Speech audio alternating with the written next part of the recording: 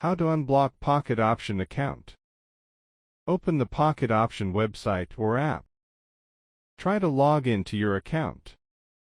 Read the message shown on the screen carefully.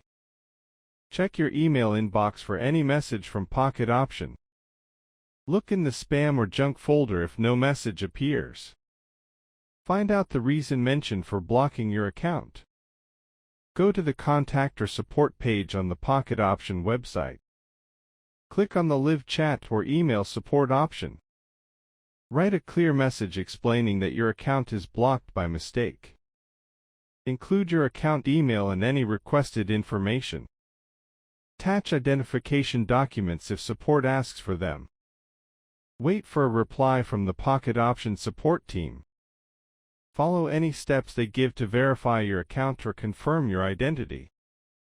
Log in again after receiving confirmation that your account has been unblocked. Thank you for watching.